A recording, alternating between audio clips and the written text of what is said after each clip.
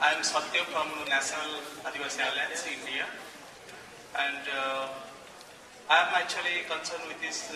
I think the debt repayment itself is not solving the problem.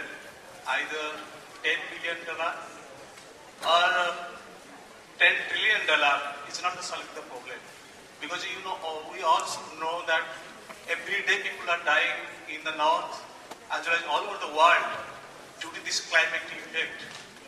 As like in India, every year we are losing our people due to the drought effect, due to the climate, due to the flood, due to cyclone, due to tsunami. Not only in India, Indonesia, people are dying in India, Indonesia, Sri Lanka, Bangladesh, everywhere people are dying. Is the people of the rich country or the northern people, even if in our country also, there is so many people, those are living in a very luxurious way. And when I have come here, I am looking how the people are using the water. From where I have come, recently 50 people died out of lack of water, just within 5 days. So it is a matter of serious concern actually. The debt repayment through the cash is not the solution. They should, at least the first world people and also the rich people should think that how they will reduce their consumption. It is a vital aspect actually. It should a serious action should be taken accordingly.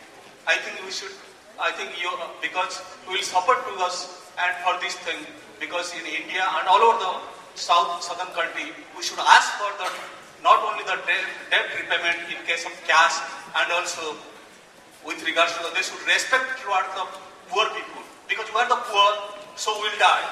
Who are the poor, who are the innocent people, so we will die. Because it's not the negotiation for our death. Because it should not be the negotiation with our death. Okay, thank you. I think that was more of a contribution to the discussion than a question. So yes, the next. Good afternoon. My name is Norma Maldonado. I'm from the International Gender and Trade Network. I'm from Guatemala. And I want to tell Naomi and the panel that it's very hard to be in the north and not be angry. We're very angry, and believe me, it's really hard to control ourselves. It's hearing what's happening in the Bella Center and what's happening here, and having almost a hopeless chance that there's going to be something that is dignified for the people in the South. I come from a country that has contributed to Europe for so many hundred years. We contribute with corn when Europe was launching their industrial revolution. So Europeans could feed their animals and they could better off their famine from, remember when you were dying here from potato, and potato was the only thing that saved Europe. Now the countries want to make fuels from our corn, wants to make fuels from African palm. I'm from a country that has center of origin of the species, and yet we have 400 kids who died in September from hunger. Everything is sent to these countries to be developed. We have historically contributed to the North. And now the European Union wants to make these trade agreements with the South. And if you see the map of the agreements, they are all in the countries that make $2 a day. Europe wants to make trade with us. What does it mean? It wants to take everything that we have left unguarded by indigenous people. They want to take it with law now, with documents that are like supranational documents. They're above our constitutions. And they want to take everything now on trade agreements. And I don't see any movement from Europe against the trade agreements against our nations. Nothing has been ever in this meeting mentioned about the trade agreements that the Europeans are signing with the poorest countries of the world. Central America has a coup d'etat, and the Europeans have not sanctioned that. They want to continue with the negotiations. And so I want to, like the sister from Kenya, to please, there are so many things the Europeans can do here. Stop those trade agreements with our countries and stop the destruction of Earth. We are depending on that. Thank you. Okay, thank you very much. these both were not questions, so we're just going to ask our panel to say their last few words. Yes, Miguel, last few words. Sí, yo decía que es la hora de la defensa de la vida. Está en peligro la vida. No es la hora de la lucha de clases, es la hora por la defensa de la vida del planeta y la vida de los seres humanos que vivimos dentro de ellos. Y toda la biodiversidad existente. Lo que dice la hermana, en el Ande están 3.500 variedades de papa que, producto del calentamiento global, vienen sufriendo terribles consecuencias. Y con ella la biodiversidad en peligro. Es decir, la alimentación de la gente.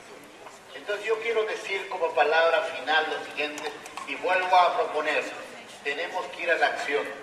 Los pueblos indígenas del Ande los llamamos a hacer una minga, una movilización, una reflexión y salgamos a presionar a los gobiernos y solo así vamos a cambiar.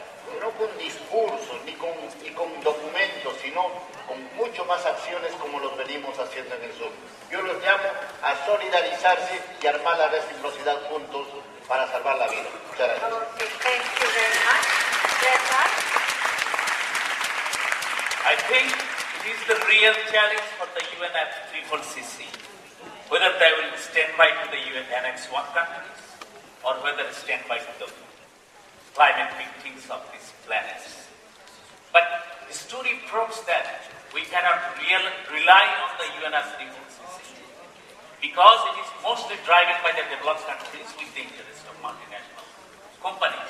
So this is the time has came. The people from the north and south will have to say to the UNFCCC, over, enough is enough. Okay, thank you.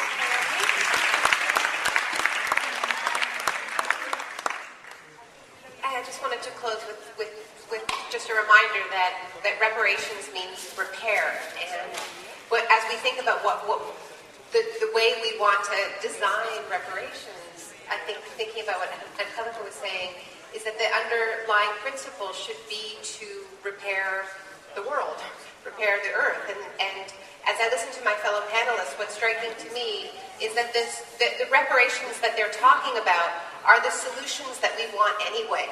You know, we believe that no person is illegal. We believe that refugees should be welcomed into our countries anyway. So if we need to use climate change as the excuse, then let's do it. We believe we should live sustainably with the earth and that we need to replace our totally unsustainable patterns of production and consumption. And these are the solutions that Ricardo was talking about. So let's think about repair. And I also think we should think about this really as a battle between memory and amnesia. This is about memory. This is about remembering the history of colonialism and pillage. We think about what's happening at the Bella Center, and it's about amnesia. Let's forget that those 200 years of emissions even happened, and let's just start over, and everybody will contribute equally to the problem, and we'll forget who really created the problem. And this is something that the Americans are always trying to do. They're always trying to reboot. They say, let's press the restart button. Well, the Earth doesn't have a restart button. Thank you. Thank you. Ricardo, a few words. I believe reparations is not only a matter of justice, but also reparation is important to contribute with people, with the victims, to develop a proper coexistence with nature. And that certainly will benefit everybody. We all need the Amazon forest. We all need biodiversity. We all need a lot of other things that may be destroyed if we don't have the means to acquire a proper existence, a proper level of life without destroying our own base. So reparation is something that is needed for the whole planet. Thank you. Okay, thank you very much. We thank our second panel, and we ask our third panel to quickly come to the stage so that we can make full use of the time and that we will still keep at